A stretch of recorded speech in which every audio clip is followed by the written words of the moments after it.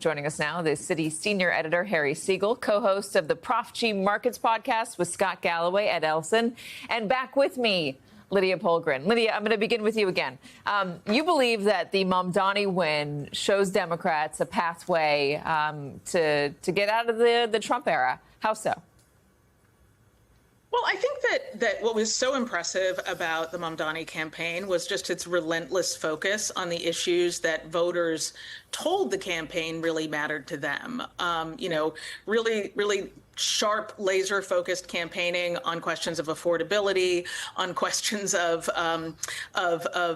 rent and the issues that really matter to people, while not running away from the big sort of emotional issues that I think bring together a majority of Americans. Revulsion at this horrific campaign of deportation that is unfolding in cities, towns, rural areas across the country, and the kinds of tactics that the president is using to try and carry that out.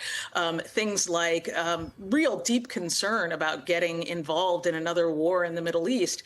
And really most tellingly, the fact that Zohran Mamdani's advocacy for Palestine didn't end up being a deadly issue for him. It's a thing that I think an increasing number of Americans actually have a lot of questions about and are really concerned about, particularly young Americans.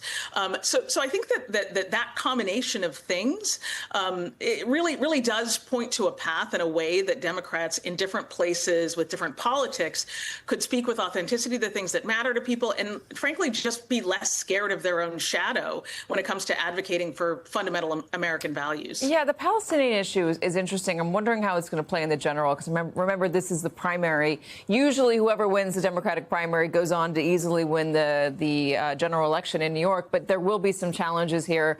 Mayor Adams is going to challenge him. Cuomo might end up challenging him. He's reserving the right to run as an independent, but it's unclear if he's actually going to go for it. And I thought about you today because you've been on the show a number of times talking about if the Democrats want to get anywhere with your generation, Generation Z, they've got to start talking like AOC and Bernie Sanders, talking about affordability, talking about housing, and going after the billionaires. Exactly what Mamdani did. Yeah, exactly. I mean, the first thing I would say, we've seen a lot of leaders on Wall Street panicking. I mean, that's the headlines that we've been seeing, that there's a crisis on Wall Street. Everyone's freaking out. I just want to say to the leaders on Wall Street, if you want to make sure that Zohran Mamdani is elected in November, if that is your goal, you should keep doing what you're doing right now, which is panic, especially in public, because that's almost exactly what the voters want to see right now. They voted for an individual who promised to shake up the establishment, and here we have the establishment appearing to run around with their hair on fire. So if you're Bill Ackman or you're Dan Loeb or any other billionaire, just remember the best thing you can do to support this campaign is to keep throwing these hissy fits on Twitter about how the sky is falling in New York. It's a great way to get people to the polls. So that's the first point I'd like to make. If you want to elect a Mamdani and you're on Wall Street, keep getting hysterical.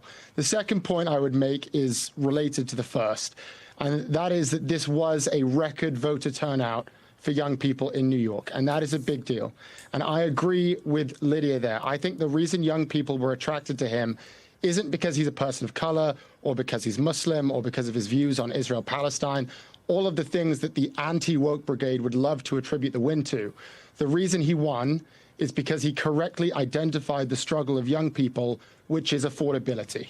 The fact that a house costs 6 times our income, the fact that a third of us still live with our parents, the fact that college costs have risen from 13% for my grandparents' generation to 42% for us. Those are the issues that Mamdani honed in on, and I think that's what resonated for young people, the economics, not the identity politics. Does that mean his policies are going to fix the issues? I personally have my doubts, but I also believe that we are in the voting stage right now. What matters most is what the election says about the moment, and the message is quite clear. Young people are fed up with the status quo.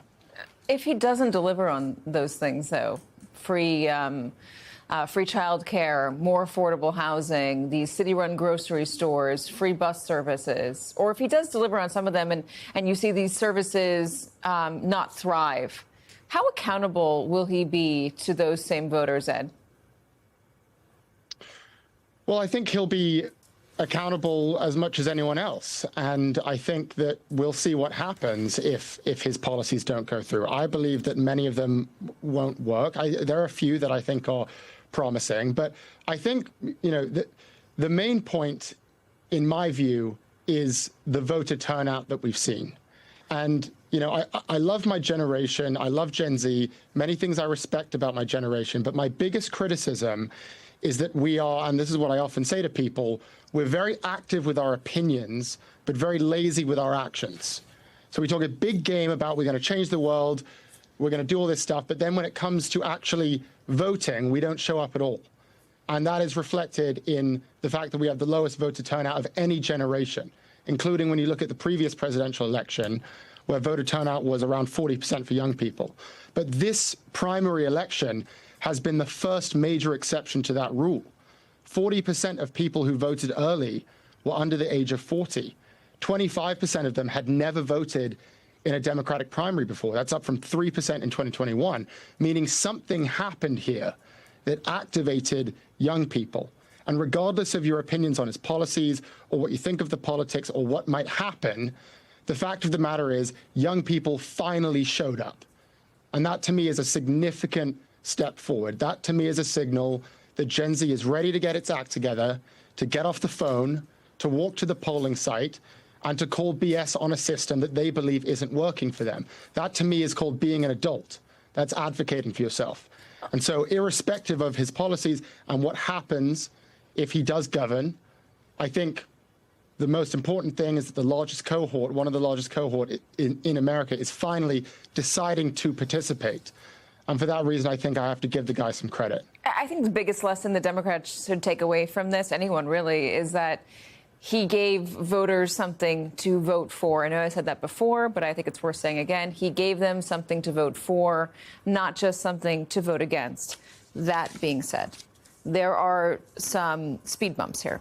And one of them is Governor Cuomo won two demographics that the Democratic Party, broadly speaking, needs, and the Democrats will need or Mamdani is probably going to need in November here in this city, but broadly speaking, low-income voters and black voters. He did well with Asian voters and Latino voters, but those two voters went largely, very largely for Governor Andrew Cuomo. Democratic Party needs those voters. Historically, they have been Democrats, but they've been moving toward Donald Trump. Eric Adams is trying to capture that. Let me play a little bit of what Adams said in his official announcement for his re-election campaign yesterday. This election is a choice between a candidate with a blue collar and one with a silver spoon. A choice between dirty fingernails and manicured nails.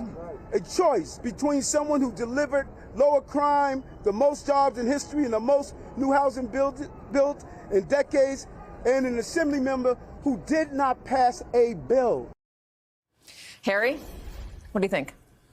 I think Eric Adams wants to say, these people are outsiders, they're not New Yorkers. That's also what he said about the protesters when he kept talking about these were all outside agitators and these people were arrested and, masks were removed and all that. That proved not really to be the case. It's a big shifting city, and what's been so compelling about Mamdani is us New York nerds, when we're thinking about who the voters are, we're thinking about the triple prime voters, the people who always show up. And that includes black voters, older voters, and so on. And what Mamdani did that was tremendously appealing, whatever you think of how much of his agenda he can get done, his politics, some of which I think are actually, as beautifully as he presents them, quite radical, he spoke directly to them and to a Democratic Party in shift where people under 40 and in the party, sympathy with Israel is at a significant low. There's a tipping point between the leaders and the voters. And he approached those voters, not just the ones you knew were going to show up. So the pros tell you, spend all the money targeting them, knock on that door 20 times. He went to everyone in the city who could vote and to young people who hadn't or weren't really in the practice of doing so. He made sure they were registered for this primary. So they showed up there in ways they wouldn't have previously. It was like opening up a window in a room that's been filled with smoke-filled air. And he's had really great success in foils. Cuomo was an excellent foil for him and wasn't offering his own positive appeal. Adams is offering a very hostile, directly identitarian appeal. You know, are we really going to turn the city over to this sort of guy, whatever that means? He's got a whole bunch of suggestions about that. Yeah. And Trump, in the meantime, is elevating him as a national figure. And this guy is talented. He's pretty nimble. And I think the idea that he's going to be reduced to his caricature, within New York at least, I don't know how this plays out nationally, is all redounding to his significant advantage. Explain, though, the loss among black voters and low-income voters. And are those two groups that he will be able to access? I really think so. I think, you know, polls are snapshots in time, and so are elections and all that. And he now has money, enthusiasm, resources, and an ability to reach those groups. I think Adams is going to make a very direct appeal to black voters not to let the city's 110th mayor and its second black mayor be its second one-term black mayor, and be very aggressive with that and with the press. But I think there's limits, and especially with under 40 black voters, how much that's going to do. And I think with lower income voters, who are sometimes lower information voters, because they're not obsessed with this, they don't understand how ranked choice voting works, those things. Mamdani is very good at introducing himself and now has additional months to do so in his material. So the key thing to me, going back to Bill Ackman just for a second, is this campaign sort of started. It's real stretch with Andrew Cuomo introducing himself in a 17-minute straight-to-camera video. And the bookend to that is Bill Ackman doing, I don't know, 2,200-word tweet about how Mamdani is totally unacceptable and dangerous. Cuomo's thing was the city is in crisis. You add all this up, and what you have are an establishment that can't pass the I know this sounds crazy, but test about this nice young man who smiles and talks to editorial boards and tough questioners and sounds sort of reasonable. He's passing that test, the socialist, and somehow the avatars of the party, its leadership, are struggling with it.